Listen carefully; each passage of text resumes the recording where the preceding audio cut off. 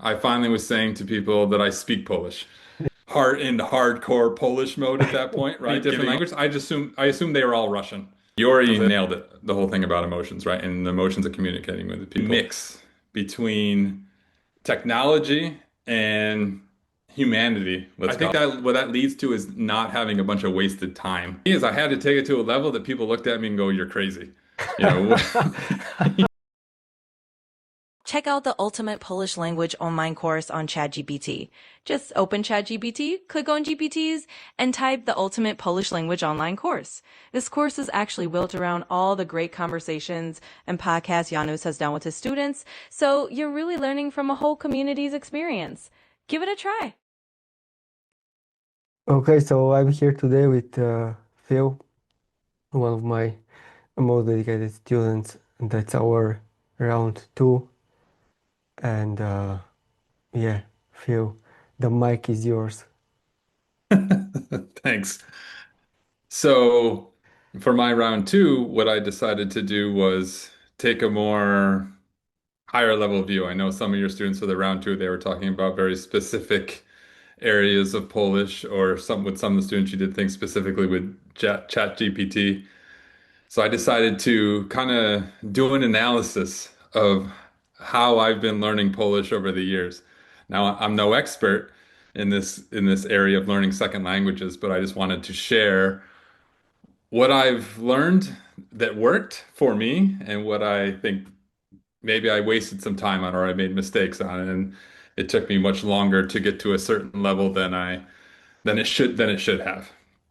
Yeah. And one of the things, let's say, that happened to me, was it 2 years ago now at this point, is I went to Poland. At the same time I went to Poland, I was running the channel. I was doing classes with you. And I reached a point where I'm like, I needed a break. I think I had burnt myself out. And so I stopped doing pretty much any Polish for almost 9 months, a year or something like that. And so now it felt like it was good. It recharged my batteries. It got me going again. And now here I'm going for my second, or maybe third or fourth or whatever push it is at this point. And so, like I said, I just wanted to look at everything I had done over the years, go what worked, what didn't work, and now, okay, let's go again, kind of thing, right? So it's information for hopefully some of your viewers can take something from it, but it's also more importantly for me, it's information for me, and going, okay, don't repeat these mistakes again. Basically, look at what worked, lean into what worked, and avoid the mistakes you made the last time. So that was my plan for this video. Yeah, And that's great. and hopefully as we go through, we've been working together for a long time now. Hopefully you can hear some of the things I'm saying, and give feedback on that, whether you think, it's right or change it a little bit or whatever, basically. Okay. Yeah. I will say this just a little bit before we get started. I just came back from Poland. Spent 2 weeks in Poland, and I think I told you this last week when we were talking. We had a class last week, and I said I think this is the first time I finally was saying to people that I speak Polish. Yeah, yeah. All the time people ask me, "Oh, do you speak Polish?" And I would always say, "I'm learning Polish." That was always my caveat. I'm like, I speak, but I'm learning, right? And so basically it was always like, hey, go easy on me because, because I'm Yeah. learning Polish. And this was finally the first time that, you know, like you said, responded to me last week, and I think other people have responded to me plenty of times. We've known that you speak Polish for a long time. It's Exactly. good that you finally admitted Now you also know. right? Exactly. Exactly. So it was a successful trip. It was a good return to Poland. Thankfully, I still understood everybody, everything. It always feels like when I go to Poland, everything has gone to another level. And even though for the most, like I said, it's been 2 years since I've been to Poland, but I took maybe like a year and a half off from Polish. Even just studying these past few months. still, everything came back and everything went to another level and everything, it felt good to be there from a Polish point of view. So two years ago you went as a student of Polish. Yeah. Now you were there as a speaker of Polish, and maybe next year you'll be there as a teacher of Polish. There you go. That's how I see it. I don't know if I'm at Robert's level yet, but You don't need his yeah. level, you know. You Okay. already your experience and your advice is has a huge value even Yeah. right now. So So we'll see. So I'll share with your students with you what I have, and then we'll see. We'll see yeah, how valuable the information is. All right, so let's get started, yeah? yeah, So I think the key thing to that I came to the realization of with Polish, and I think this is kind of learning anything in general, is that you can't force things into your brain. You can't say, okay, I'm going to sit down and learn this now, and it's just going to go in and it's going to stay there, right? Your your brain pulls in so much information during any given day, and it needs to, by necessity, it needs to throw away most of that information, right? Because yeah, if you remembered everything that you took in every single day, you would go crazy, right? Just remember, yeah, you have to forget things basically to keep your sanity. So I think your most important job as somebody who's trying to learn something is convincing your brain that this is important to me, that this is something that I need to remember, right? A lot of times, going back historically, the brain, we see through evolution that we remember things when we think it's essential for survival, right? yeah, So I think that's one of the ways that, immersing yourself in a country, why it works so effectively is that your brain thinks, okay, if I'm going to eat, if I'm going to live, I need to understand this language. Otherwise, where am I going to get food from? Kind of thing. And yeah, so yeah, it's basically you need to trick your brain and go, hey, this information is essential for my survival. And, like I said, I think, especially at the beginning, I think that's your most important task is to have it probably ignore something that it normally would remember and say, no, no, no, this Polish thing, this is important. So, um, how do you do that? yeah. That's the tricky part. So, in my opinion, how to do that? So, what I ended up doing, what I think really worked for me while I was here, like I said, I've never lived in Poland while learning Polish, and so what I had to do is create my own little Polish world over here. Um, and only recently, maybe a couple of months ago, I found some guy on YouTube, and he came up with a term that I really liked. It's called artificial immersion, right? And Mm, so it's basically, you know, recreating that immersive environment that you find yourself when you're actually in another country, but you need to do it outside the country. I think some people do some of these things a little bit, where the always the common trick on the internet is, hey, turn your phone to yeah. Polish, right? Turn your phone to whatever language you're learning. That can be effective, but I think you need to take it to it. For me, what worked for me is I had to take it to a level that people looked at me and go, "You're crazy."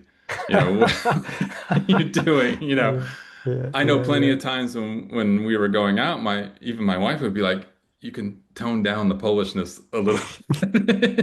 You know? Maybe it's a little too much. I'm like, this is how I know how to learn. Right? This is how. So in our case, right? I mean, I got rid of. I think of some of the stuff I may repeat myself from previous videos, right? Yeah, We got rid of American TV and we only had Polish TV. Um, I know my wife loves listening to some of it wasn't even me, some of it was purely my wife, right? She likes to listen to the radio in the morning while she's getting ready, so that would be coming in. You had my daughter was born. We had all kinds of children's books around, so I was reading to her in children's books. Um, I had my time every day where I was studying. Um, but even in my non-studying time, the things I were doing, I was doing in Polish instead of in English. So I go for walks, and instead of listening to English podcast, I'd be listening to Polish. At that time, it was Polish learning material. Yeah, Right? It was just, and I brought this up, I think, in the episode with Robert. I was constantly trying to talk to myself in Polish. Just every once in a while, just going, can I describe what I'm doing right now in Polish?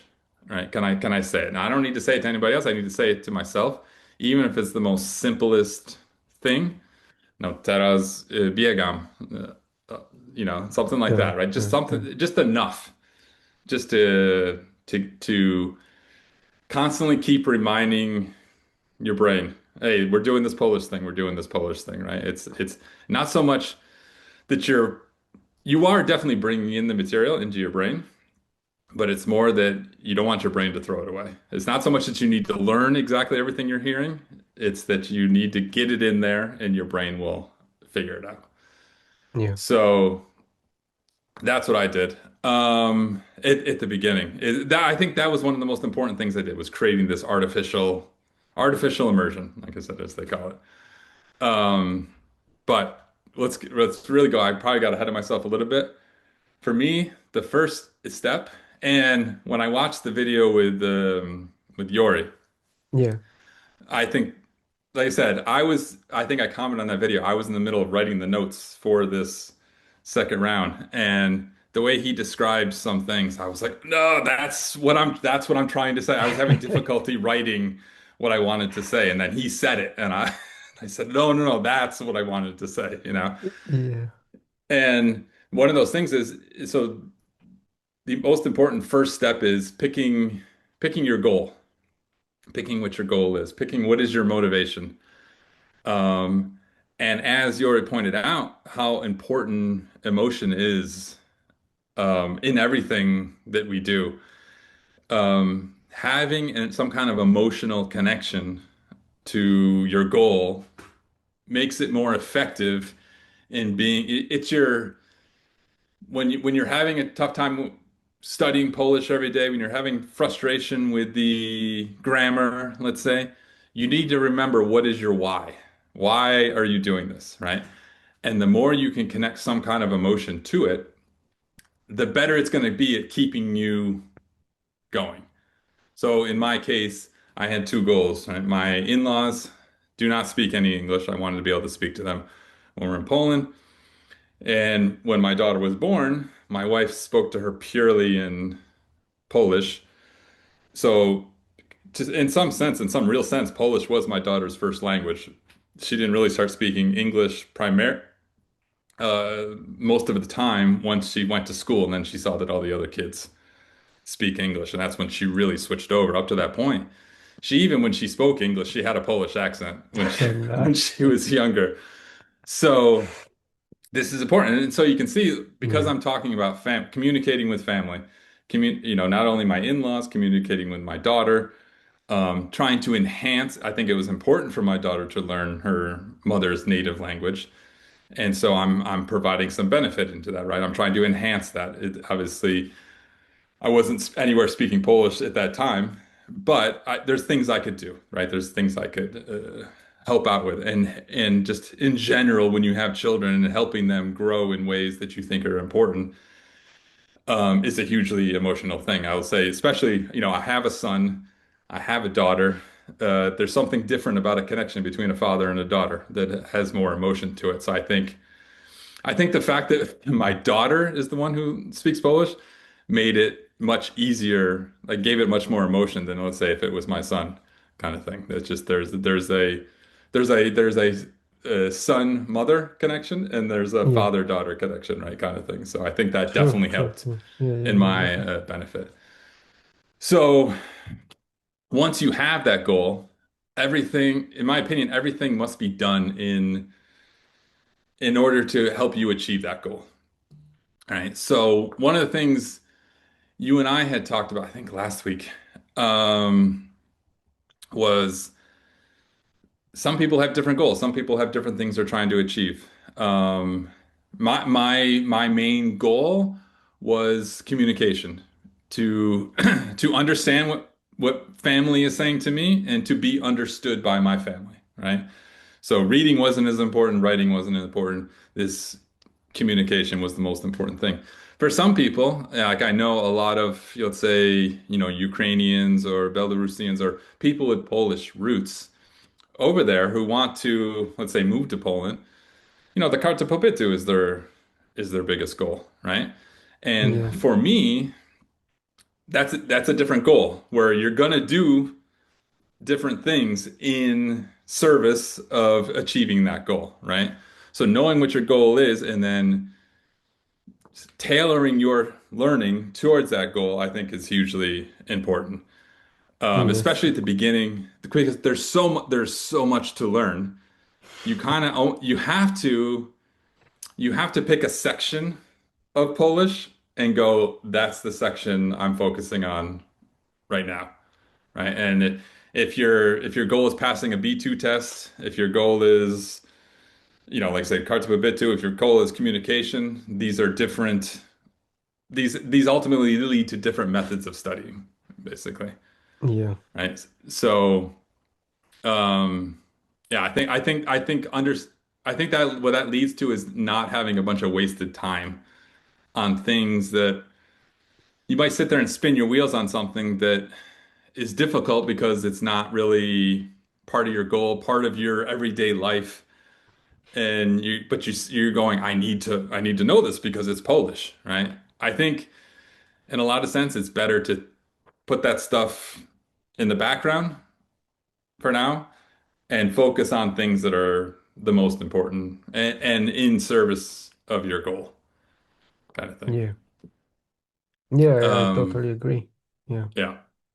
Yeah, so when I kind of when I was kind of making these notes of what I think are keys, I made some also put kind of with each one, what was my mistakes that I made while I was how did I learn this basically, right? And so one of the mistakes I would always make is no matter what was presented to me, I was like, I have to learn this, you know? And it wasn't and I kind of understood, well, hey, I'm never going to talk about this stuff. I'm never like, when you're doing things like how everybody gets started, some kind of language app, so either Rosetta Stone, Duolingo, whatever, you will eventually hit a topic that is of zero interest to you, right? You'll hit politics section, you will hit the medical section kind of thing, right? And you're learning these words and you're like, and you can tell you're not as excited about those those words as you are at the very beginning when you're learning to say jak się masz, do widzenia, dziękuję, and all these kind of words, right? Or things that you do in a certain day. I go running, I work out in the gym. So when I'm learning these words, oh, these are exciting to me because these are useful words to me, right? Yeah. So, but my logic was always, well, I'm never going to talk about these things, but somebody might talk about them to me. So I have to learn them now, right? And it's just kind of silly when you're at the A1, A2 level, nobody's going to have a conversation with you about politics, right? Yeah. Other than the most basic question of, what do you think of every time I go to Poland, they always ask me, what do you think about whoever the president is at the time? Every time there's been a new president in America, that next trip to Poland, what do you think of Obama? What do you think of Trump? What do you think of? So that's the only question you're having. That's the only thing you're having about politics, right? So I think it's important to realize when, especially at the beginning, when words are important to you, concepts are important to you, and when they're not. And simply going, I will get to that someday. But that is not important to me now. It's much easier to it's much easier to add words that are more difficult or more foreign concepts for you when you already have a solid base. Yes, So yes, you definitely. so it should be that's what you should be doing. And I think that leads into my next key is that you really need to take control of your language learning. You know what's important to you. You as the learner know what's important to you. Um, there's a well, I so through my years of making YouTube videos, I've gained a lot of friends who are also in this space, right? I talked to Trev, I talked to JT from Vigo's dad.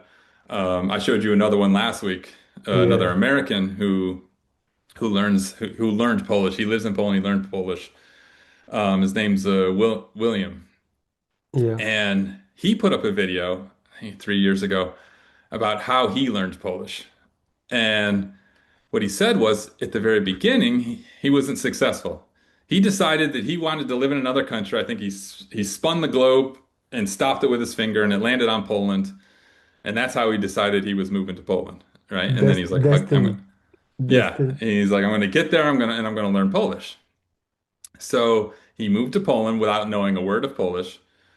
He signed up for a class, and it was a huge failure in trying to learn Polish. And he said why, and he asked himself why, and he said at the time his mentality was, okay, I paid for the class, I bought the books, I showed up to class. Now the teacher is going to give me the language. He said, It sounds beautifully in theory, but right, exactly. And so he moved back to America, kind of his tail between his legs, embarrassed, that he didn't learn the language. And then, a few years later, whatever, he took another stab at it and he realized, no, that he is the one he needs to learn the do the language. Not, job. yeah, he needs to do job. And somebody's not going to give him the language. He needs to take it, essentially, right? The opposite. Um, and I think that's an important, again, a lot of these things that I talk about are important just in learning anything, right? And I've noticed that in, the things that I've probably learned the most in my life is, I'm an engineer, so I learned how to program in many different languages. So I've learned different languages, but they're computer languages, right? My wife asked me once, she's like, "How come you only speak English?" I'm like, "I speak plenty of languages. I speak Perl, C++, Python." Exactly. So, and the other thing I like to do is I like to stay in shape. I like to do physical fitness, and there's lots of lessons to be learned in these areas that you can apply directly. And I wish I had noticed at the time, but I really didn't, kind of thing. So, um, I think one of the things, again, getting down to this, tailoring down to actually what you need to learn, but the same thing with working with a tutor. I think one of the brilliant parts of your classes, right? At least for me, I don't know how everybody's classes are, at least for us, is that, it's an hour long class, but we spend the first half an hour just talking about what's going on, right? It got you to know me as a person, right? And it got me to, as I talk about my day, talk about what I constantly do. It made me find where are the holes in what I can't describe how I went to New York City last week and saw the Statue of Liberty, right? That's something we do all the time here. Oh, I should really know how to say that kind of thing, right?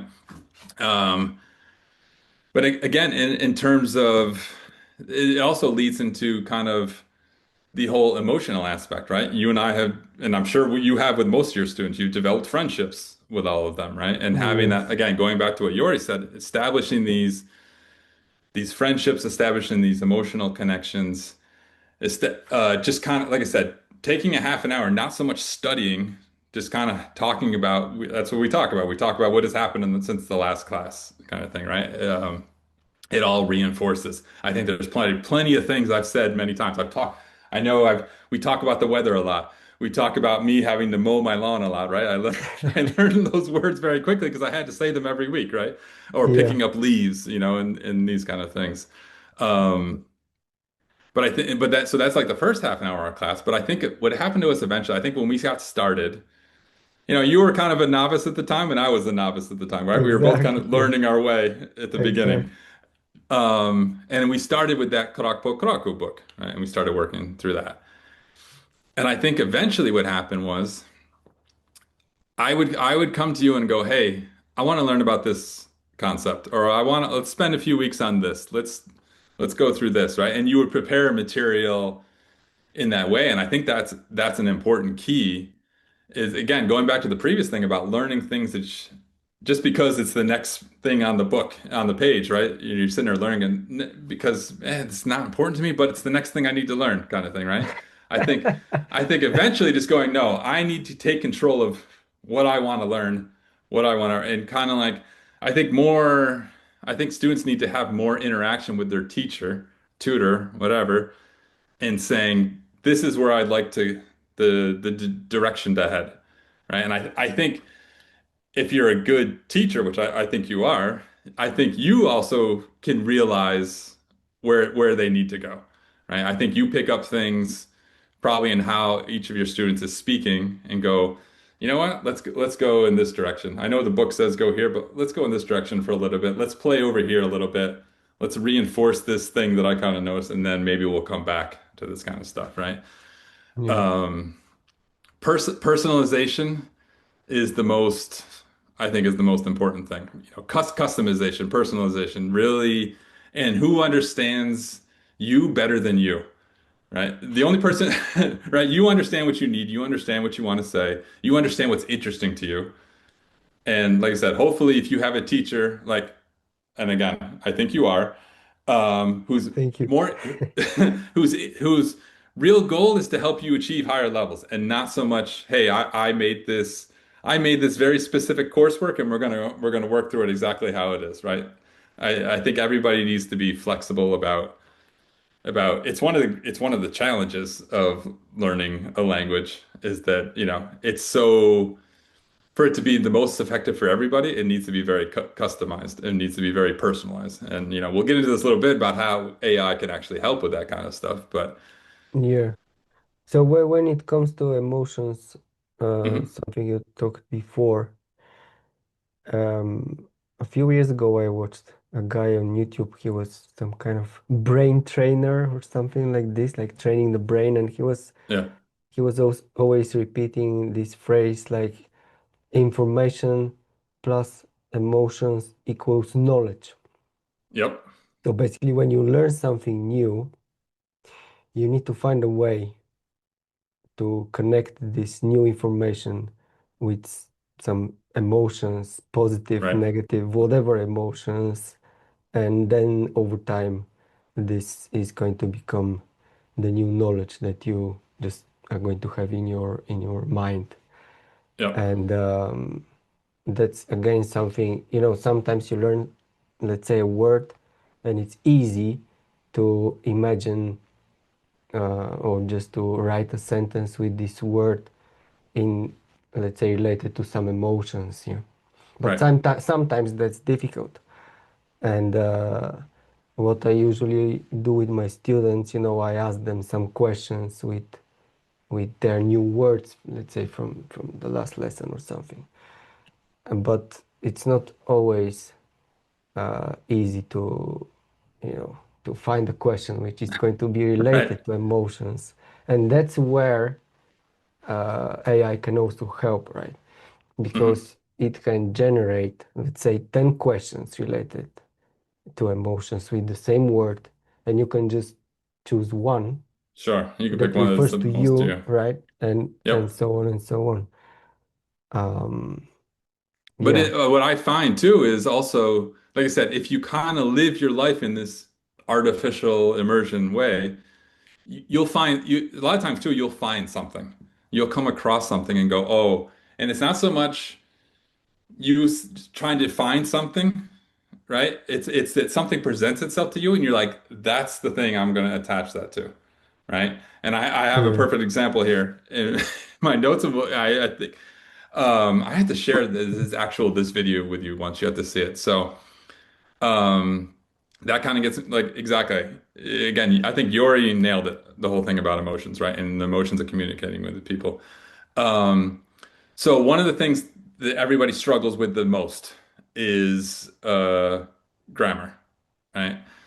And I, like I said, I studied grammar enough that when it happens in sentences, I notice it, but I can't tell you I actually know the rules of grammar, right? Like, I got to the point where things just kind of sound right, right? Um, I also notice that probably I get it wrong a lot of the times, But I actually, while I was writing this, I made this observation that when you and I are talking, I think what happens a lot of times is I make a lot of mistakes, and I think you've been correcting less and less of them because you're more interested in what I'm trying to tell you, the story that I'm trying to tell you, and you don't want to stop me by correcting my grammar. And it's like, I Exactly. understood what you said, good enough. Let's go, Though keep I just realized that if I correct you, this is only going to, slow you down, so and this is not going to change your message. And right, I want to hear the whole message, which right, is more right, interesting, more important to me than correcting one ending, which doesn't change anything at the end of the right, day. right. And I Yeah, think that so was that's Yeah, I think that goes back to, like I said at the beginning, when I went to Poland this time. I think that was the big reason why I said I speak Polish now instead of I learning Polish, is that I realized most of the things that were keeping me from speaking were things that I was worried, oh, I'm gonna make a mistake, and they're just gonna hang on that mistake, and they're just gonna sit there and go, oh my God, Polish is terrible. Where this time I simply didn't care. I'm like, I'm more exactly interested that. in telling you this story than speaking perfectly, right, with perfect grammar. Because you'll understand, we should all know this. We've all had people speak to us where, whatever our native language is, people speak to us having learned that language. And it doesn't sound correct. It doesn't sound like a native speaker. It doesn't sound 100% correct, but we understand what they're saying. It doesn't bother us. So we're more interested in what they're saying than how perfectly they're speaking. And I think that was my big revelation on this trip that allowed me to finally say that. Yeah, that's definitely your biggest achievement when it comes to Polish this year, because you just stopped caring that much, and Right. this made you free now. Right. Just Exactly. free to Like, and speak, I, just speak yeah, and, and and I told you that where a lot of time previously I would understand what people were saying, but my responses would always be, "Oh no, oh naprawdę, no, no, świetnie," and that was it. That was all I was responding, just acknowledging that they said something, But I yeah, didn't. I was like, "Well, I'm going to mess up what I want to say back, so I'm not going to say anything other than those very basic responses." And now this time I was like, "No," and here's what I think about it as well, right? And like I said, and just not caring. Um, because it's close enough. It's enough that you're going to be understood, basically. But anyways, I want to get back to the point I was trying to make, the grammar. Um, so I have a video of my daughter was maybe how old was she? She was 6, 7 years old, something like that. And we had just gotten our dog. We had just brought our dog home. We got a new puppy, and we took this video of her playing with the dog. She's got like a little sock and she's pulling around the dog and she's singing a song. And she's singing a song in Polish. And it's like a nursery rhyme about having a dog, right? Um, and so I shared the words. I'll quick say them. yeah, Um, a ja mam psa, przyniosłam go z podwórza. A ja mam psa, małego psa, dla niego jestem duża. yeah, All right. So this is the song she's yeah. singing in this video. Right? Nice. And I will never forget this video. First of all, I've seen it 100 times because it's so cute. When I can, I right now I can hear her singing it. It's a deep emotional connection, right? And now when you look at that little phrase there, look how many grammar lessons that are in it that I will never forget. I will never forget that the accusative of a PS is psa, right? Yes, Mom psa. They have past tense in there. Przyniosłam, right? Go. Przyniosłem go. So I'll remember go. Dla niego. So I'll remember that. Małego goes with psa. Right? There's so many grammar rules in there that, probably I can't sit there and tell you, hey, this grammar, this is this. It's just I know it when you're talking about a dog, these are the grammar rules you're supposed to apply, yeah, kind of thing, right? So it's like a minute long video and so many things that I pulled from it, that are much easier for me to remember because they're attached to my daughter and our dog than they are attached to a book to a workbook that I read, kind of thing. So like I said, in that case, like you were saying, you can generate sentences and kind of pull the one out that has the most meaning for you. But sometimes, like I said, in this case, the video presented itself to me. Yeah, yeah, And that's perfect. and I was like, and I don't think until recently I realized how much I learned from that video, how much I'm able to do some correct grammar rules because of that video. Right? It's only looking at it now years later and going, oh my God, yeah, I just know to say when you have de la, it always has, niego in front of it. I just know that. I can't tell you the grammar rule why. I just know that because I've heard that. I remember that song.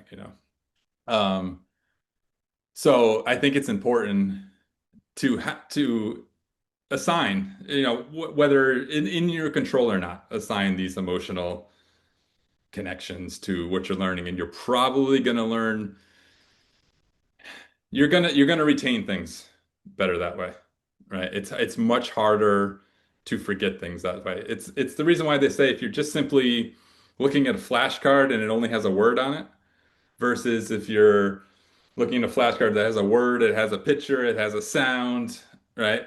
If it's a picture, if you have like Jonah and it's actually a picture of your wife, or it's Yeah. your recording your wife's voice, that's going to have much more meaning to you than simply having a flashcard with just the word on it, you know. Even better if you are learning the word Jonah within context of a sentence, right? That's one of the tricky things about um, learning Polish. One of my great frustrations is the small words, right? Is Yeah. And it's like, look, I've said to you plenty of times. Look, and I brought this up with Robert. I understand every word of the sentence. I don't know what the heck it's saying, right? Like, think about it. Nimazatso. What the heck? That's a bunch of little words. What the heck does that mean? But you've learned all those words individually, but you need to know what it is in context, right? Context is everything. Or saying that to people, is important, right? An emotional connection, talking to people, right? Is important. That's the way you learn those things versus a very technical, okay, Nia, no, na, for, za, for, I'm like, I don't know, I'm lost now, there's a lot of those like little tiny sentences that you're just never gonna be able to break them down word by word, have a flashcard for each word and then go, okay, now I understand what this thing is saying kind of thing, right? You Yeah, need yeah. you need the bigger picture. You need to step back. You just need to take this information in. Like learning the Yeah, whole phrase and just put it in some context, dialogues, then right. yeah, small words, big problems. Small word, big problems, 100%. So the other way, there's plenty of ways, I kind of have some examples of ways to get emotion, right? Some, like I said, ChatGPT, awesome. Just people around you, awesome. What I did a lot too is music.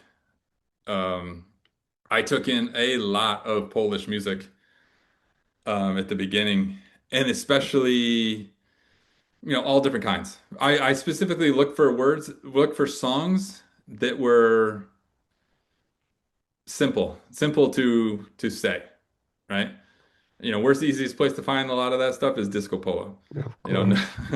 nobody wants to, I know the whole thing. You're not supposed to admit you like disco polo unless there's a Yep. wedding and then everybody's dancing to it.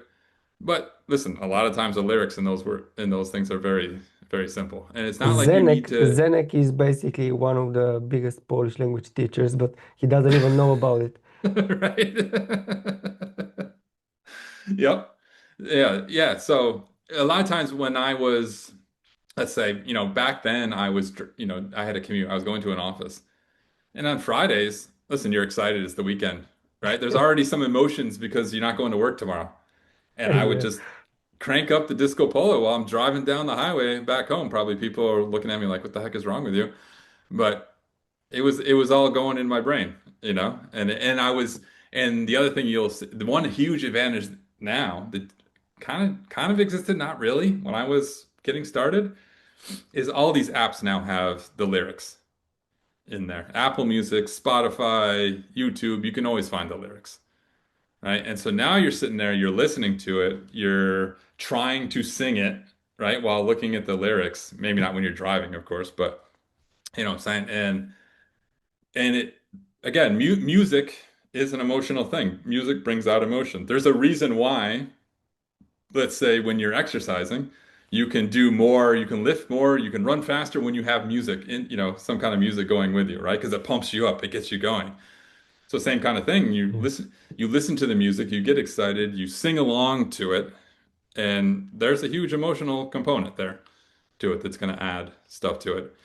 The the song it was the band I remember at the beginning. I don't know if you know this band. It's named Feel. No, I don't really I know haven't it. heard. No. Okay, you know the show Regina Pell. Yeah, yeah. So the song that's at the beginning, Oh, they okay, sing that okay. song. Yeah, yeah, yeah. Right? So I remember that was really like the first band that I kind of attached myself to, probably because I watched Eugene Capel and I heard the song at the beginning. I'm like, oh, that's a nice song. So I started listening to the more of their music. Um, and again, another song. And again, I have the lyrics here. I'll say it real quick. It's Pokaż na co ci stać, ale nie jeden raz słuchaj. Piękne słowa mówią wszystko, lecz nie zmienią nic. Nie zmienią nic, nie zmienią nic. Right? And it's like it's simple lyrics, but it's like a rock song, and it's like it gets you kind of pumped up, right? And it's easy, even maybe even for most basic people to be able to sing those Yeah, lyrics, no, right? and And also emotional.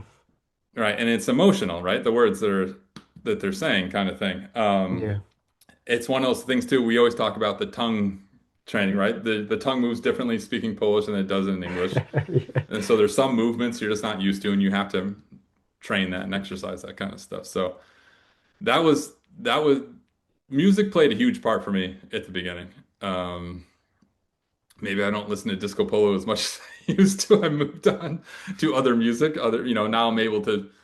One thing I find very interesting right now is the older music. Let's say music was made during communist times, where they had to be very clever with the lyrics, right? Because Yeah. they needed to get past the censors and everything like that.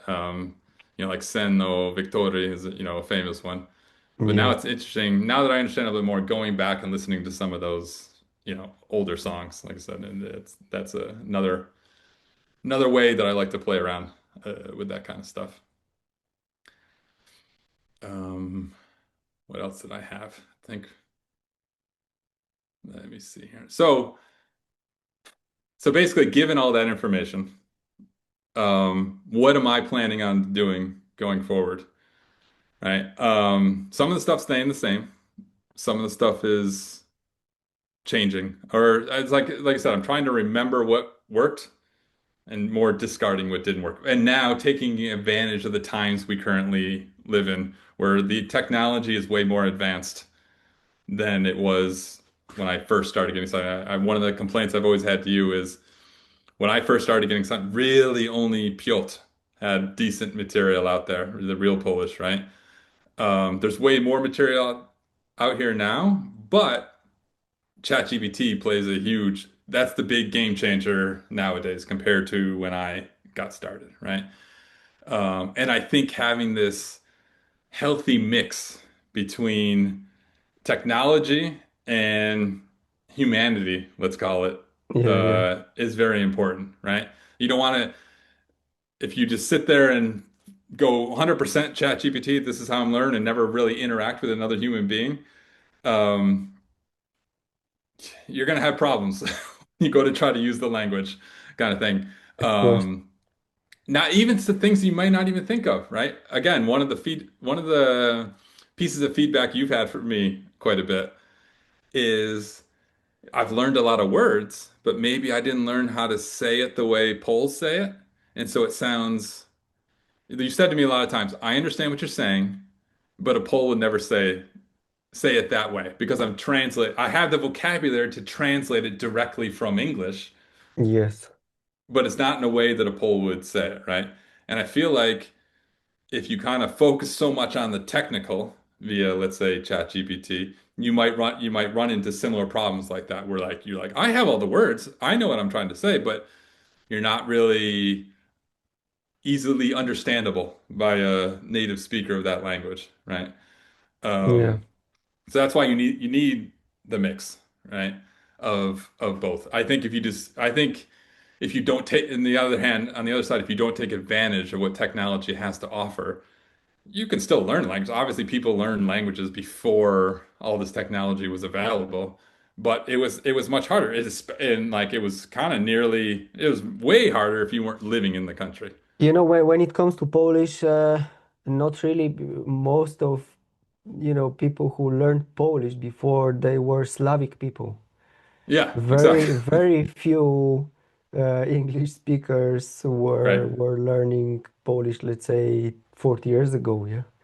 Yeah. So that's definitely something still new for for And I'd most say it's people. purely a possibility now because of technology, right? Exactly, exactly. The internet in general is the great equalizer. Yeah, Yeah, and just being able to access this kind of content. You know, I'll say it's one of those things that always drives me nuts when you speak about people from other Slavic countries learning Polish, because one of the things about Piotr's podcast is he always has learners they send in recordings thanking him for his material and everything like that, you know. And whenever I listen to any of them, it's always like, oh yeah, I'm so and so, I'm from Ukraine. Yeah, I studied your Polish material for about 6 months and now I speak Polish. yeah, yes, but they already did he already knew 50% of the language. Exactly. So this Exactly. is it's So, not fair. It's not yeah, it's it's not a not fair fair. comparison, but still, when you hear it, you're reminded every time that this is much easier for certain people in the world than it is for an American native English speaker, you know? Absolutely. Absolutely. Yeah. That's why for you guys, for all people who are not Slavic language speakers, for you this is, as you said in the first podcast, you need to go a second brain. That's the only Yeah, that's the only way. exactly. Yeah. Yeah. 100%. And I think doing these things that we talked about, like it helps with it. It definitely. I think I didn't say, okay, I'm going to develop a second brain. I just kind of noticed that I Yeah, had a yeah. second brain because through a lot of these techniques, um, you can tell like there's another personality, there's another brain. It associates things differently with Polish than let's say your English brain associates the similar kind of things. I think when we talked about Robert, I said how words in the same saying in English has a different meaning for me than when I hear it in Polish kind of thing. The funny one is when your brain gets confused about which language it should be speaking based on these other factors, right? You know, like I feel way more comfortable speaking Polish in Poland than I do speaking Polish with people here that I know speak English. It's hard, especially for people that I've talked to for many years in English. It's hard for me to I can, but I have to keep reminding myself speak in Polish, right? Whereas I'm in Poland because there's so many, and I think it's because of those external factors, the smells, the sounds. You know, there's different sound. The sound that I associate with Poland the most is the sound of the crosswalk telling you that you're allowed to cross. That noise.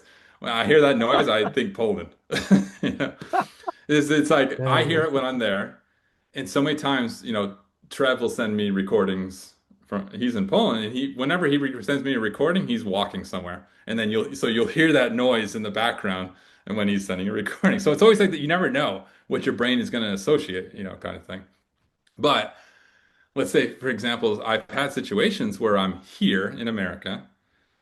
We've invited over my American friends, ones that only speak English, but my wife is cooking.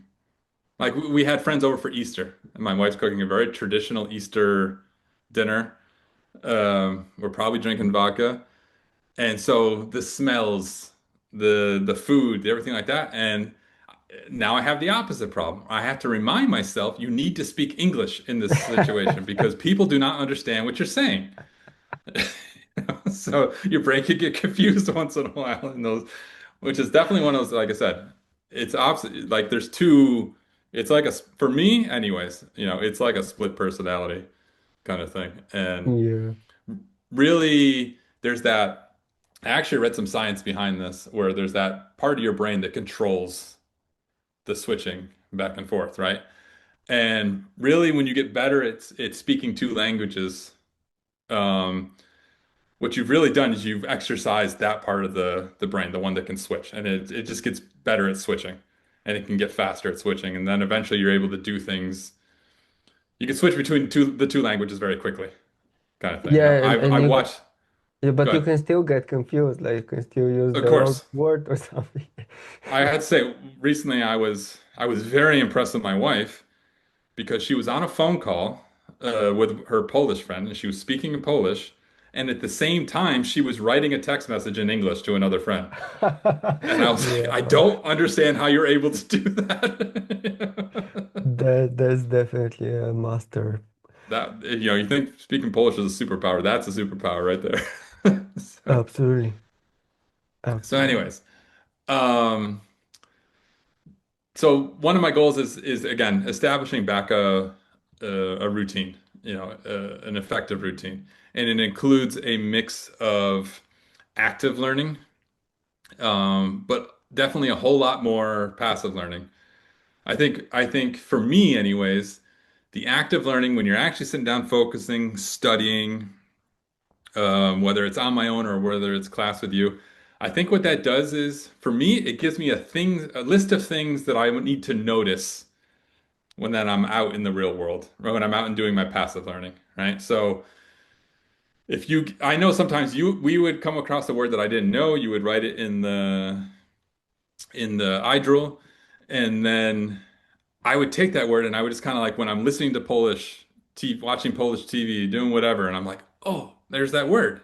There it is. I noticed it. And then you would hear it in the context of everything else. And again, it enhances that meeting. So I think like the same way they say, when you're in a gym, when you're working on a gym, your body's not really made in the gym, right? You can work out, let's say an hour every day, but if you change nothing else about your life, if you don't change your diet, if you once you leave the gym, you go sit on the couch for the rest of the day, right? You're going to see some changes, but you're not going to see like, high level, oh, you're really impressively, in shape kind of changes, right? You need to do wholesale changes to everything, right? You need to change your diet. You need to go for a walk, get enough steps in every day, right? And you need to work out in the gym. I think it's the same thing with Polish. If you only go in, if I only sat here and talked with you once a week, and that was the only Polish I was doing, my level wouldn't be increasing, right? And that's not saying you need to actively do something, but just need to be exposed to it constantly. You need to constantly be convincing your brain this is important, right? And I think another important factor is too, you need to notice things. Like I was just saying, when I hear a new word, a lot of times I will go and find it out in the real world. When you give me our list of words have gotten much shorter. They used to be much longer, the list of words that you would give me to go learn. But usually I would always take a couple of them and go, okay, I'm going to go pay attention and find these words out in whatever, in watching TV and whatever, right? And then when you find them, it's exciting. There is a huge emotional component. Go, oh my God, I heard that word. And sometimes it's, oh my God, I heard that word, and now I understand the sentence Yeah, yeah, because yeah. that was the key word that tied together the entire sentence, right? And that's a huge thing that keeps you going, kind of thing. So one of the things I've been playing, again, this comes back to ChatGPT. One of the things I've kind of played around with now is using ChatGPT not so much for learning Polish, but for developing these routines that I want to come up with, right? These habits that I want to come up with. I shared this with you maybe earlier in the summer, Yeah, where yeah. I understand the concepts of progressive overload in the gym, right? You work out, you're constantly making it a little bit harder on yourself, pushing yourself a little bit more. You're not trying to stay at the same rate. You're keeping track of your progress. You're writing down your numbers so that you can see progress. That's usually a motivating factor. You individualize your exercises to what your goals are, what you want. If you're trying to win a strongman competition versus if you're trying to run a marathon, you have different goals while you're exercising, right? That kind of tailors the personalization to. Um, you need to know when to take breaks, when to take a week off to avoid burnout. I mean, just go, okay, this week I'm not. actively learning anything. I'm just kind of listening to music, taking it easy, right? And then I'll come back stronger. So I just noticed there was a lot of concepts in going to the gym and working out that probably apply to learning Polish. So I wrote a few prompts um, on ChatGPT saying, okay, create me a language plan for learning Polish. I'm already at B2 level. Use the concept of progressive overload and develop a plan for me of what I could be doing every day to learn Polish. And it, spit out a nice little plan for me, right? That was another one of the things I kind of mentioned to you at the time was what I noticed when I really started getting stronger in the gym, was when I or I had a plan that worked for me. I found one that was aligned with my goals. And now I hit the point where I didn't have to think about anything every day. I go downstairs, I have my spreadsheet. It's a year's worth of what to do every day. And every day I Yeah. go look at what is today. Okay, this is what I'm doing. I don't have to think and I just go do it. When you get up in the morning and you go, what am I going to do today? I'm not quite sure. That's when you kind of end up probably not being as effective as you want, or end up doing less than you probably were capable of doing because you have to spend time trying to figure out what you were going to do, right? So that's I know you talk a lot on your channel about ChatGPT, and a lot of it is in service of explaining Polish to people and explaining concepts or whatever. But I think that's another good use for it is helping to organize your system for learning Polish, right? Yeah, absolutely, absolutely. Yeah. I found that really interesting was how it can, it always gives you an answer to anything. How right or how wrong ChatGPT is, I don't know. It's always going to give you an answer. But I was really fascinated when I said, "Hey, take how people work out in the gym and apply it to learning a language, and now spit out a spreadsheet for me of a plan." And it did it. Yeah, So that's what I'm going to do with this podcast. I'll just yeah, there you generate a go. learning plan based on what Phil said. Yeah. Right. Yep. So in addition to AI, using it for personalization and using it to fill in gaps of what material exists out there. Right? I remember we were talking with Robert about how I think there's a huge gap at the B2, almost like C1 level of material out there for people at that level. The beautiful thing is you can hand it to ChatGPT, as you've pointed out plenty of times, create me a story about this topic that I'm interested in at this level, right? And it'll spit out a story. It'll give you something. Now, the I think the beautiful thing about that is you can take it to another level. Is you can say, okay, it'll give me a story. It'll give you a story about, your level, what you want to talk about, whatever. One of the things I found effective about Piotr's his material was for every story he had first he had the story from the third person point of view. Then he told the exact same story from the person from the character's point of view of the person in the story. So the first person point of view, Yeah. right? And then he had questions and answers. So I think that's a neat concept of, this whole thing of learn what is most important to you and then build upon it. It's the same kind of concept, right? Get this story, generate this story, make it interesting for you, make it, maybe if you can, make it emotional for you. And now take that story and play with it. Hey, tell me the story from, like, if I made a story about my daughter, let's say, here's a story about my daughter and she's doing her things that she does and everything like that. Okay, now tell it from her point of view, right? Tell that exact same story, but tell it from her point of view.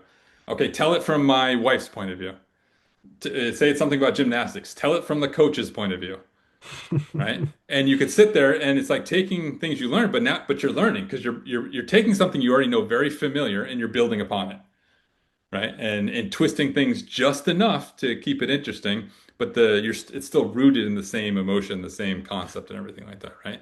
And that's the beauty of AI, is that you can generate that level of customization, personalization to the material that you're doing, where previously you were tied to whatever the person the person generating the material found interesting.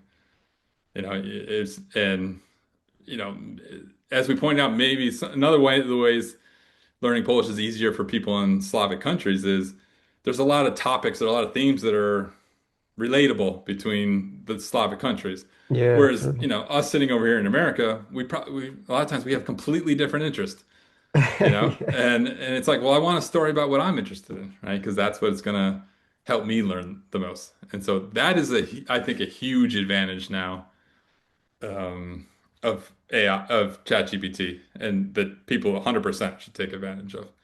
No, no, what you just explained, the history is going to remember it. It was very, very useful. Yeah, yeah, yeah. Very, very. Yeah. And that like just Um, the same story, the same vocabulary, but yeah. not exactly the same, which Right. is extremely useful. Right. Because Yeah. one of the things they always tell you when you're increasing your level is, like, again, progressive overload, right? In gym, you're always putting another 5 pounds on. You're not throwing a whole big another weight on. You're throwing 5 pounds on, 10 pounds on, right? And then you're doing that for a couple weeks, and then you're throwing a little bit more on. So this gradual increasing of difficulty. So you can even do that with, tell me the story, increase the difficulty a little bit, right? Or like you said, tell it from a different point of view, right? There's so many ways you can play around with it. But because you understand the base story, it's going to, the changes are going to be more meaningful. They're going to stick out more, and they're going to be easier to learn because you have so much of that story that you already understand. That's also So, very, very useful. So you yeah. can, let's say you can generate just A1 level, so you understand absolutely everything. Then Yep. A2, B1, B2, then let's say from a professor's point of view, which is going to be extremely difficult, but you still know what the Right. story is about. Right. Yeah, Right. yeah, yeah. That's very, very, very interesting. Yeah. Right. So then it kind of gets into some things that I would say I think people are naturally drawn to at the beginning. At my level, obviously, I'm not going to, there's only one app. We talk about apps, right? Those how everybody gets started. There's only one app that I continue to use. And I would say if you're going to start with apps in general, as somebody getting started, either pick an app that can scale along with you, that can grow along with you, that doesn't have limits, or if it has limits, let's say like Duolingo, you need to be aware that this is not servicing my goal anymore. Like I said, everything needs to be in service to your goal. So this app isn't servicing my goal anymore, drop it and move on to something else, right? So many people, listen, the gamification of a lot of these apps is it's very good for establishing a habit, right? For getting you to study Polish every day. But at some point, it can hold you back because you're more interested in maintaining your streak than you are in actually learning Polish. Collecting points. Collecting points, right? And like even for some level with my YouTube channel, right? Once I realized this isn't servicing my Polish anymore. I'm more concerned about being a YouTuber than I am about learning Polish. So I had to make that realization and I had to stop it because I need that time for something else, kind of thing, right? So for me, all those apps, Babbel, Rosetta Stone, Duolingo, they all have, for me, they have a limited shelf life. They're very good at the very beginning for getting you to learn a couple of things, get you familiar with the sounds, but you have to recognize, hey, because you can make, like I said, you can hang out with them for too long. Yeah, Um, maybe if you start feeling too comfortable with them, then they're yeah, not helping anymore. exactly. It's, with learning anything, but especially with Polish, there needs to be a degree of uncomfortableness about what you're doing. Yeah. So for me, the only app that I have continued to use this entire time, and I would say this recently, they start making great use of AI, is Steve Kaufman's app, Link. I've, for whatever reason, at some point they offered me, it's a paid app, but they offered me a lifetime membership. I think for like $200 or something like that, right? So I'm like, yeah, I'll take advantage of it. So it's only one. I have access to just Polish, not all the languages, just Polish. But I have a lifetime account now, right? And Nice. I have always found, no matter what my level is, I've always found that app useful because you're the one. I mean, it has some material in there for beginners, but you're the one providing the material mostly to it. And now it does things like, um, so at the beginning, you would give it the text and you would give it the audio, right? And then it puts the text in there, it puts the audio in there. You're listening while you're reading the entire thing. Any words that you haven't seen before, they're marked a certain color. When you feel comfortable with that word, you say, "Hey, I know that word," and eventually all the text on the screen becomes, just white, as opposed to like words. First time seeing it, they're blue. Words I'm learning, I've marked that I'm learning, they're yellow, and then words that I say, "Hey, I know these words," they're just white. So everything's learned in context. Everything's learned with the audio. Um, and you're picking the material and you can keep increasing the material on your own kind of thing. Now, where things have gotten interesting is through AI, they now you can just give it the text and it'll generate the audio through AI. Oh, yeah, okay. Or you can just give it the audio and it'll generate the text for you, right? And Nice, then nice. just most recently, what it'll do is, how I think with Libby, I think the video just went up this morning. I watched it before Yeah, our class. Um, when you're having a conversation with AI, now you can take, let's say, like I put one of Piotr's podcast in there about Nikolai Tesla, right? And that's the podcast episode. I read the entire thing, I listen to the entire thing, I mark the words that I know and I'm learning. Now at the end, you can say, "Hey, I want to talk to AI about this lesson. I want to have a conversation about this lesson." And what's neat about it, and when I think of it, it gives it an advantage right now over ChatGPT, is because you've marked all the words that you know and the ones you're learning, it knows. The AI knows these, it knows what words you think you know. And it can sit there and give you, and how it talks back is it says, "Okay, I'm going to give like 80% of the word, I'm going to get the sentence, 80% of the words he knows, but I'm going to throw some of these new words in there that I know he's trying to learn," kind of okay, thing. so So this yeah. sounds like something we should do round three about.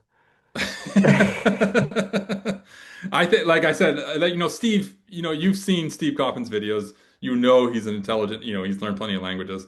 And I Yeah, yeah, think he's a user of his own app. And I think he ends up driving a lot of like I think his son is actually the one that makes the app.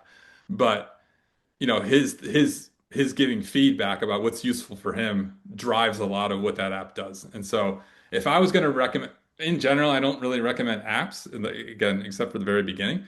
But I think his app is the one that I've gotten 100% gotten the most use out of.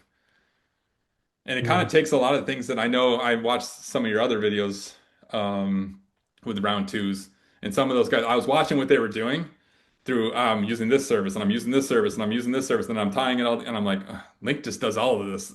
It's all in one place." Because like I said, Steve probably recognized the same thing. This is all useful Yeah, stuff. So yeah, you and I will have to sit down and we'll go through it once, and I'll give you a rundown yeah, of yeah, how it yeah. works. So. Let me see. I'm gonna try. I know we talk a long time. I'm gonna try to not talk so much and get to No, my no, points. no. Um, It's good. so like I said, picking goals that have emotion and importance. The other thing I kind of do is I have tests for myself, but they're different. I haven't never taken like a Polish fluency test or anything like that, right? For me, I have two things that I do that I have done in the past, and I think they worked well. I think it's important not to test yourself too often, first of all, right? Because you don't want to, like, once a month you're taking a test, you're not going to really see much difference, right? Yeah. Um, I tend to use Poland as my test, right? So once a year we've been going to Poland, and I get there and I said, "Has my Polish changed since the last time I was here? Do I understand people better? Can I speak better?" That's always like I don't really worry about my progress until I get there. Now, maybe the downside of that is probably puts a little bit too much stress on my vacation, because I'm supposed to be there on vacation, but I'm just like hardcore Polish mode at that point, right? Giving all my effort and everything like that. But that's what served me well, right? Is once a year I do a test, and it's going to Poland, and then and not even so much talking to people, but even like this all the signs, right? There's things everywhere that you can read when you're just walking around. The signs on the stores, the signs. the littlest signs, the construction signs, how many signs, by the way, how many signs they put up in Poland when there's That's good construction for going on? learning. Good for learning. Yeah, I'm like, we're getting to the point, there's little construction, there's like 12 signs in the road leading up to it. Like, what do you mean all these Yeah, signs? But, but anyways, that's it's what the the EU regulations. the EU regulations. Yeah. The other thing I did in the past, and I actually have the book here with me, is I was always take a book, again, some kind of emotional connection, something above your level, something to strive for. And so what I would do is I had one of my daughter's books, the children's books that we had. Yeah. And every once in a while, I don't want to say there was a exact date, but every once in a while I would try to read it and I would see how far I could get into reading. Right. And when you read something and hey, there's just too many words on the page that I don't understand. I don't even, it's one of those, if you can read the page and go, okay, resuming what's a hoji, then, okay, move on to the next page. But eventually it gets to the point where like, nah, there's just too many words on here and I'm looking everything up and it's taking too much time. So I'm not ready for this book yet. Right. So I have this book. Here it is. Okay.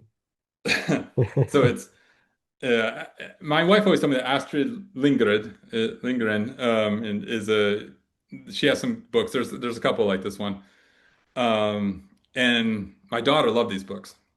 And eventually, so this one's my copy. She has her own copy, and this was my copy when I was learning language. Um, and so same thing. I would try to read once in a while. I tried to read a few pages to her when she was very little.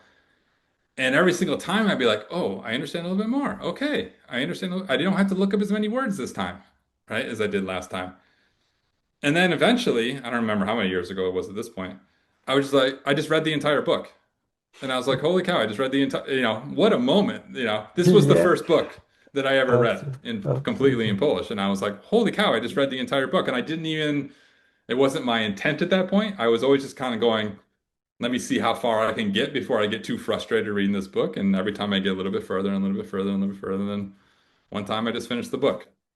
So I think same kind of thing. Same kind of thing when I talk about with generating AI, having these anchor points that you can go to measure progress. Um, I think are important as well. So that's how I did. I did it with books and with going to Poland every year. And now we're on to big boy books now. We're Yeah, finishing this one now. And right yeah, into the we same thing. So I read this book in English first, and then it's Matthew McConaughey's book. And then I listened to the audio because it's Matthew McConaughey is a very style of reading. You need to hear him say it. And now I have the Polish one, right? And we're getting pretty close. We're halfway, almost halfway. there. Yeah, we're getting there. Um, and so then that's huge practice. The difference between a children's book and a book written by an adult, huge difference. And so it's things you can look at and go, oh my God, I'm doing something way better than I used to before. So having those, and like I said, hey, some people want to take tests, take tests. If that's the way you can measure progress, right? This is how I measure progress. Um, it's through how well I can communicate with people, how Yeah, well I that's can understand the something real I'm test, in. like the real life Right, test, which is right. obviously, I think, more accurate than just, the ABC test, right? Yeah. And I think, at least from being in it's in my experience, I think a lot of these Polish tests are unnecessarily tricky. No, Like of they're course. trying to trick you. Again, it goes back to what I was saying earlier about how um, just because I don't understand the grammar rules doesn't mean I can't be understood, right? And I think at some point, I think I told you, hey, I'm going to start taking these tests, these actual tests. And then we were kind of going through them. I'm like, just because I can't figure out this little trick that it's putting here doesn't mean I can't speak Polish kind of thing, Yeah, you and I know? think I told you they were made with, a whole business plan behind them, right? This is Right. not a coincidence. The same when, we the foreigners have to do English tests. It's the Right. same. You have certain elements which are there to Right. just make you pay more for you need to learn Exactly. you need to learn how to pass the test, not to learn really like the language in certain elements, not about, not And everything. that's one of those things we always talk about. What's like, why do kids, for the most part, kids don't learn second language in school, right? Well, because they're only learning in a style to pass the test, Yeah. right?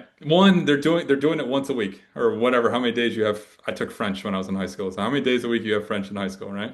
And I wasn't paying attention to anything French outside of the classroom. And then it was just a matter of get the right information into my brain, pass the test, and immediately it's Exa gone. exactly. And then a few weeks later, you don't remember anything.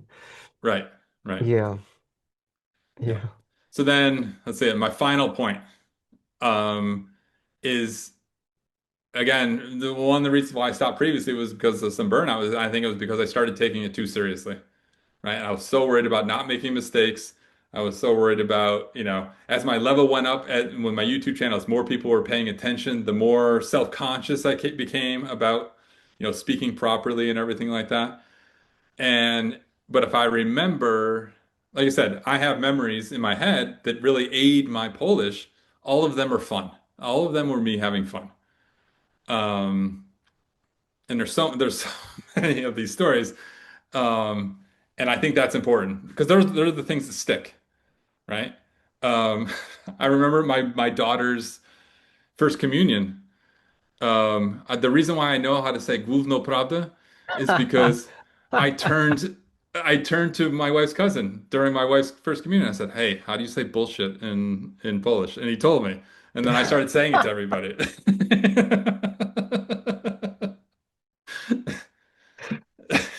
Nice. There was there was Uh, one. This was specifically from Rosetta Stone. Um, it was trying to teach you dopełniacz, right? And how it was teaching you was it said, mężczyzna prowadzi samochód. I kobieta nie prowadzi samochodu. So I thought it was hilarious that, men's driving the car, women aren't driving the cars. And so I'd go to Poland and I would just sing it to like her brothers, both her brothers, like, mężczyzna prowadzi samochód, kobieta nie prowadzi samochodu. And they were cracking up. They were dying laughing. And so yeah. and you can see like that was I don't even know how many years ago that was that I learned that stuff. And I never forget it because it's such a strong emotional memory tied to fun, tied to people that I care about, just so many connections in the brain that it's never going to be forgotten. So you have to remember that ultimately this is supposed to be fun, Yeah, and and the most also effective method is to be fun. most men in Poland believe that's true. Yeah. So There you go. It makes me sound smart when I'm in Poland. yeah. The phones. So, yeah. So there you go. So that I don't know if you have any thoughts or anything like that. I know I talked for most of it as I usually do with videos. I end up talking most of the time. So that No, that's but what I came up with. yeah, but that's why, I invited you just to, talk about you, to say about your experience. And um I was thinking maybe we can do, before you went to Ireland, Hmm. one of your friends, I think one of your Polish friends, they called you, right? And there Yep. was this message like, yeah, maybe we can share this story if you want. Yeah. Because, So I have prepared the audio file. Maybe now okay. you can just give the. Yeah, so again, another one of those things that kind of helped me in Polish over here is that, my wife moved to this country and I didn't realize then what a well, how many Poles were around, right? Before my wife moved here, I heard many different languages. I assumed they were all Russian. I was like, that's just somebody speaking Russian. I couldn't tell the difference between Russian, Polish, What a pity. Ukrainian. What a Right. pity. I was like, oh, man, I got a lot of Russians around me. And then my Yeah. and then my wife would point out to me, no, that guy's Polish, that guy's Russian, that guy's Slovakian, whatever. Yeah. Right. Yeah. And so, Russian neighborhood. so we just happen to, live right next to this Polish church that does mass in Polish, right? And we gained a lot of friends that way. We would go to Polish mass. The priest there would throw parties for different, Andrzejki and New Year's Eve and Boże Narodzenia. And so we developed a lot of friends. So I have a lot of friends here who are Polish. And once I reached the point where I was speaking enough Polish, they were like, okay, well, we're not speaking to you in English anymore. You're just they even said they're like he's Philip from Podlasie. You know? Perfect. When other people come to the parties, and I'm not, that's my friend Phil. He's from Podlasie. They aren't even let on that I speak, English. Like people find out later. They're like, "Oh, you're not Polish," and I'm like, "No, I'm not." So, anyways, Great. it gets to the point where I get invited to these people's houses. They leave me, if I don't answer the phone, they leave me a voicemail and message. And so then this one was particularly interesting because I sent it to you. And I Yeah. was like, this is a perfect example. I think Kelsey said this in her video. Just because you know Polish does not mean you can understand Poles, right? Yeah. And and I said this is a perfect example of what she's talking about, and because a lot of times I think the same way. And I sent you the recording. I said, listen to this recording. I said, I understand the beginning perfectly fine. I understand the end perfectly fine.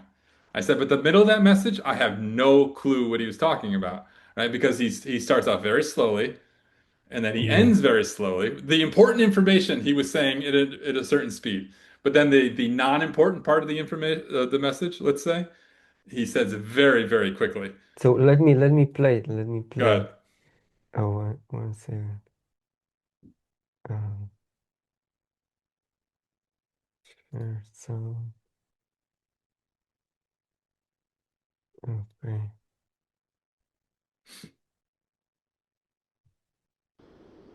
Cześć Filipek, Paweł z tej strony.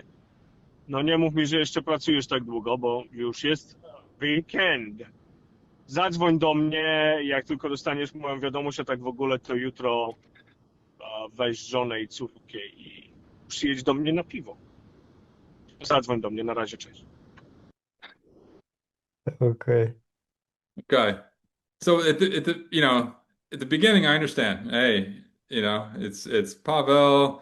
He's like, don't tell me you're still working because it's the weekend. You called me on a Friday, right? And then it says Zadzwan Domine, and then it's like blah, blah, blah, blah, blah.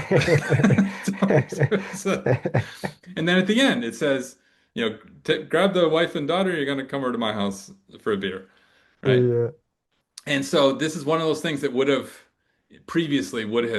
tied me up, right? Because I'm like, I don't understand every word he's saying in the sentence. Even now, it still bothers me a little bit, right? I don't understand every single word that he says in the sentence. And so therefore, my assumption is that I don't understand. There's probably some important detail that I'm missing that I can't assume that I understand anything, right? Kind of thing.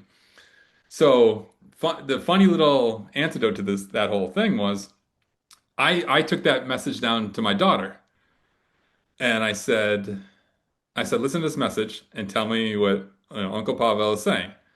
So I played the message for her. And so I guess probably the thing you should know about this too is they have a pool. So my daughter likes going there because they have a pool, right?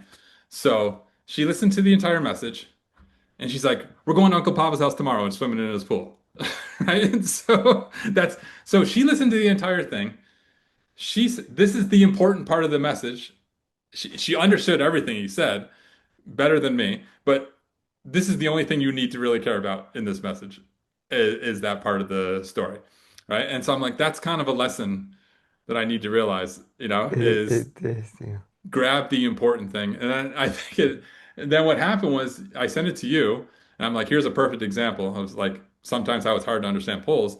And then you sent me a voicemail that somebody left on your machine, and it was the exact same style, right? Yeah, Slow yeah. at the beginning, slow at the end. In the middle, it's like, what? What did you say? Yeah, You exactly. said And I even you wasn't, had to listen to it a couple yeah, times. yeah, because this happens to native speakers in any language, you Right. just sometimes people speak too fast or you just can't hear them and so on. Right. But the most important lesson here, I think, is that if you're not sure if you understand, it's always better to pretend you have understood. Just really behave like you understood everything. Uh-huh. If it turns out you didn't, Right. someone will tell you, Right. you learn something new. Yeah. Yeah. If you take the opposite approach and Uh-huh. you say to yourself, I didn't understand the message, Right. then you're not going to do anything about it. Right. And you feel, you know, like you don't speak Polish, which is not true, right? Right. And So you miss out on whatever it was. Like in this case, I would have missed out yeah, on being invited to his house and picking up yeah, some more Polish while I'm there. yeah, exactly. So it's Yeah. always better to just pretend, even if you understand less than you actually understood. You I will say this too, just to kind of add to that a little bit. My wife says one of my biggest failings when it comes to Polish is that I always let everybody think that I know like in every case. I always, oh yeah, yeah, of course I understood, right? And she's like, you need to sometimes say, czy mogę prosić, możesz powtórzyć? Yeah, yeah, You yeah, know, because she's like, sometimes I don't understand with, especially this guy when he's talking really fast, you know, she's like, sometimes I don't understand what he says. And I just say to him, hey, repeat yourself, you know, but she's yeah. like, you never do. You just let on like you always understand what everybody's saying kind of thing, you know? And so I guess sometimes having that the humbleness to admit that you don't understand. So simply, hey, could you repeat yourself? Yeah, Um, exactly. So you basically repeat right, what you think you understood, right, but right, with the approach like you definitely understood. It's right, not like you are right, asking, right, right, did right, I right, understand? But right, did right, you really say this, or maybe right, you meant something right, different, right? right. Yeah, yeah, yeah. Yeah. It's all about confidence. There's a lot of confidence involved in Polish as well, especially as a native English speaker from America. Of course, Um, of course. like I said, that's one of those big things. It's I think one of the problems with admitting that you speak Polish is now you feel like you've opened the floodgates for people to say whatever they want. That whole thing of like, oh crap, I'm not gonna understand what he's saying, once again, kind of thing. But yeah, Yeah, yeah. ultimately you need to go through these situations. You need to understand these things because is that there's a difference between knowing Polish and understanding Poles. There's a big difference. And the only way you're never gonna understand Poles from reading a book. You're never gonna understand Poles from doing flashcards or writing things in a notebook. The only way you're gonna truly understand Poles is by listening to Poles, interacting with Poles, and in an environment where they're comfortable speaking to you how they would normally speak. In other Right? words, you need to become one of them. Yes, and that's again artificial immersion, right? Yeah. The thing I was talking about this, you need to just kind of throw yourself in there. If you want to speak better than an academic level, if you want to if you want to connect with people on an emotional level, right? Yeah. You need to be able to you have to, in my opinion, right? If you want to And understand the K word in every context. if you want to understand them, saying we'll say kurczę, we'll say the nice way, kurczę, Yeah, in between every single word in the sentence, yeah. you know, you have to sit there and listen to it enough times. Yeah. And unfortunately, Uh, that probably means, depending on who you're around, everything like that, probably means you're going to have to drink also. If you're going to have to eat a lot of food, you're probably going to have to drink, because that's the mentality. That's what exposes you to that stuff. Listen, let's be honest. Alcohol, a little bit of alcohol helps as well because it gets rid of the inhibitions, yeah, right? it, And it, it allows it you to say helps something. definitely. Yeah. 100%. I've definitely spoke way more having even just a beer, right? I've definitely spoke a lot more in those circumstances than when I'm just stone sober sitting there. Not that I'm promoting everybody drinking or anything, but Yeah. it's sometimes, like I said, this finding this balance between modern technology and the old ways, right? And I'm sure before the internet and ChatGPT and everything like that, probably alcohol, a little bit of alcohol helped a lot of people speak a language, a foreign language, Absolutely. than not. So finding that healthy mix between modern technology and old school ways. I mean, we talked about it in general. That's more than just that's the journey I'm on right now. ever since I moved out from the more city environment to the more country environment, I'm doing more uh handwork, taking care of the garden and stuff like that than I ever did. This is the kind of journey I'm on right now where I was heavily into engineering, living in the city, doing everything on the computer, right? And similar with Polish, I kind of got burned out a little bit on technology. I'm just like, this is too much. And so refinding that balance, it not only applies to Polish, it applies to life, right? Finding that balance between technology and humanity is one of the great challenges we all probably go through at this point, in these times we Absolutely. live in nowadays. So yeah, Yeah. Um, okay, I think this was really I think we a bored everybody historical, sufficiently enough now. definitely not. This was a historical podcast, and history has just one more reason to remember you as, Filip mówi po polsku. That's right. They said that And that guy I was talking about at the beginning, he asked me when I was in Poland, he asked me if he could show up and visit me while I was in Białystok. And I said to you, I said, I'm like the godfather of these Polish Americans or these Americans that learned Polish, and make content on the internet. I'm one of the originals. And I said, everybody needs to show up to Poland, show up to Białystok and kiss the godfather ring. yes, but that's something, your experience and advice can really be extremely helpful to people. And um, yeah, so in round three, we'll go over the app you mentioned, which Yeah. is going to be just a short video, and As short as a video you and I can make. we'll try. We'll try.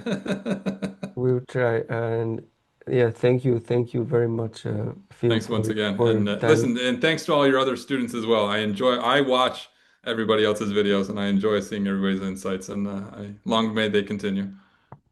Yeah, thank you, and see you in the next one. See ya.